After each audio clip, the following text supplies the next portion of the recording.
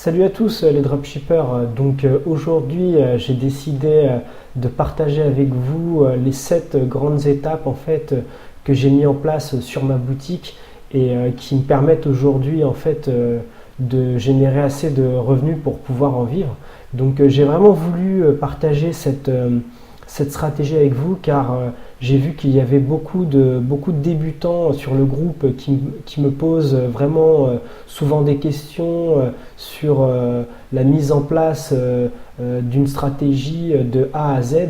Mais vraiment, il y a beaucoup de choses à savoir. C'est pas compliqué, mais à expliquer comme ça peut prendre un peu de temps. Donc là, vraiment, je vais vous montrer les 7 étapes principales de ce qu'il faut mettre en place afin que tout se passe pour le mieux.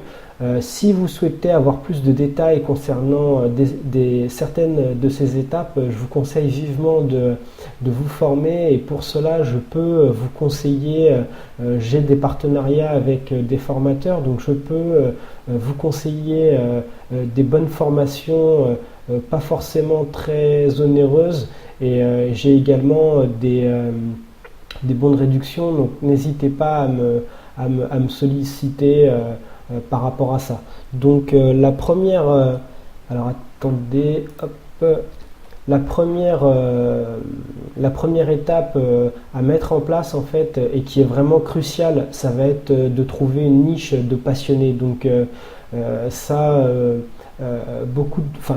Tout dépend des formateurs, mais moi du moins c'est vraiment la chose que je recommande parce que lorsque vous proposez des produits à des personnes passionnées par quelque chose, vous allez parler directement à leurs émotions, et donc forcément c'est beaucoup plus pertinent, et ça va vraiment solliciter la personne. Et de plus, si la personne est satisfaite de vos produits, elle va être certainement amenée à revenir. Vraiment, ça c'est une chose que je vous recommande. Niche de passionnés, ça peut être un sport, ça peut être une discipline, ça peut être voilà, vraiment il y a plein de choses qui existent. Ça c'est la première étape que je vous recommande de suivre. La seconde étape, une fois que vous avez trouvé les personnes que vous souhaitez cibler, finalement, ça va être d'observer la concurrence. Le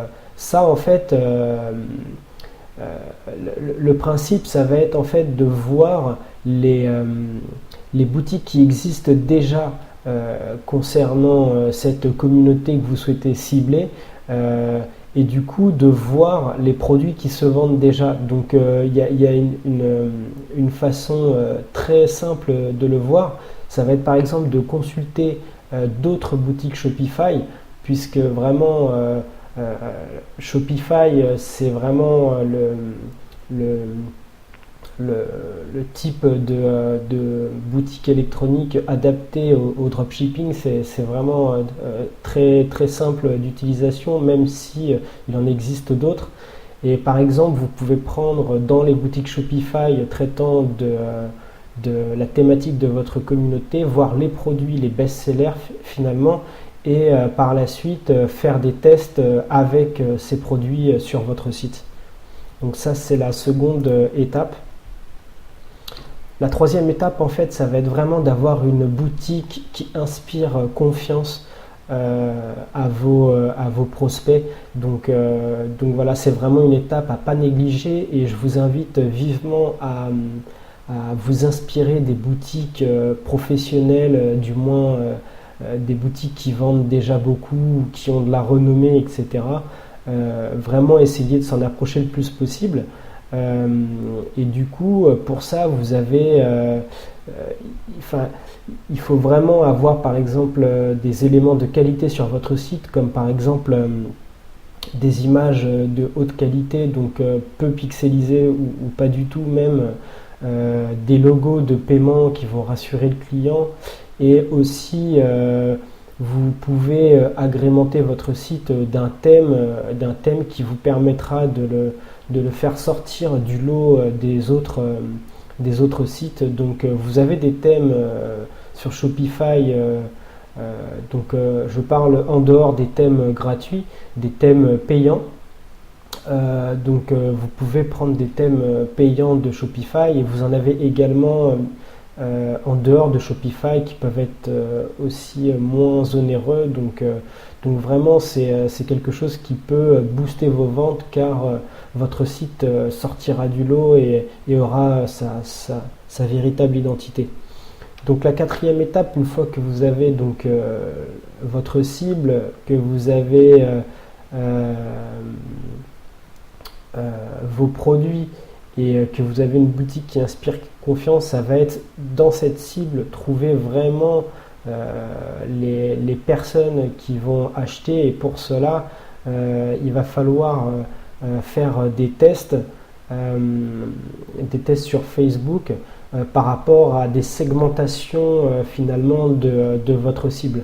Donc si par exemple votre cible ça va être le basket, vous allez pouvoir faire des tests en segmentant cette cible, par exemple par une première segmentation concernant les personnalités, et du coup vous allez avoir un certain nombre de personnes qui va aimer ces personnalités. Donc ça va vous faire une première segmentation d'audience. Ensuite vous allez pouvoir par exemple cibler tous les magazines traitant sur le basket.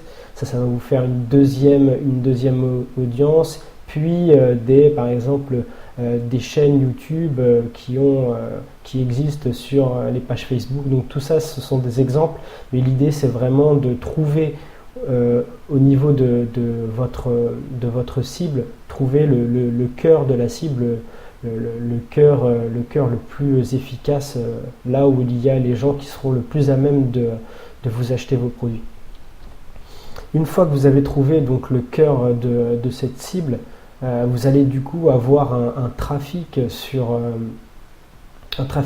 votre boutique, un trafic d'acheteurs, et c'est vraiment ici que votre business va pouvoir prendre une plus grande ampleur. Donc en optimisant finalement ce trafic, par là vous avez des applications en fait qui vont vous permettre d'augmenter le panier moyen de vos acheteurs, donc en leur proposant des ventes additionnelles, mais également en envoyant des mails par rapport à des prospects qui n'auraient pas finalisé leurs achats, et également fidéliser vos clients existants. Ensuite, une fois que vous avez donc un vivier d'acheteurs qui achètent, il ne faut surtout pas oublier de montrer que vous êtes actif pour vos clients existants, mais également pour les prospects finalement qui pourraient se demander, se poser des questions concernant la pertinence de votre entreprise et de vos produits. Donc vraiment être actif sur les réseaux sociaux finalement. Donc je vous invite à regarder une vidéo que j'ai fait concernant de la génération de contenu facile et régulière, même si vous avez une niche dont vous n'êtes pas spécialement un adepte. Donc vous pouvez aller voir cette vidéo. Et donc du coup ça va permettre de rassurer vos clients existants, de les fidéliser, et en même temps rassurer les prospects qui se posent des questions, qui voient bien qu'il y a une communauté derrière tout ça, et qui vont se sentir qui voient que votre entreprise est bien vivante. Donc vous pouvez générer du contenu sur Facebook, sur Instagram, sur YouTube, du moins sur tous les réseaux sociaux. Et une fois que cette étape a été faite, une fois que vous avez trouvé votre cœur de cible et que vous avez réussi à optimiser finalement tous les acheteurs et leur panier moyen, vous pouvez, avec Facebook, vous avez un outil qui va vous permettre de, euh, de répéter bien plus facilement toute cette étape via des audiences similaires.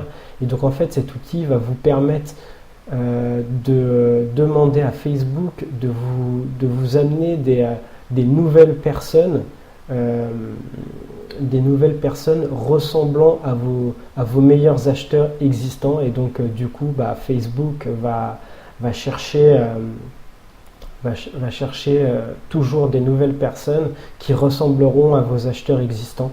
Donc après finalement vous n'aurez plus à, à vous occuper de trouver les meilleures audiences. Vous n'aurez plus qu'à demander à Facebook de répéter l'opération avec des nouvelles personnes. Donc voilà, en fait, c'était les 7 étapes que j'ai opérées sur ma boutique.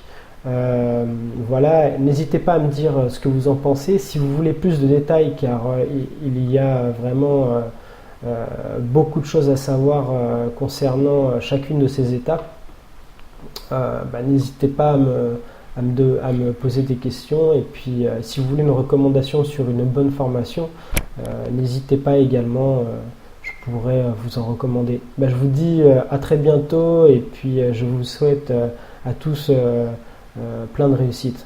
Ciao ciao.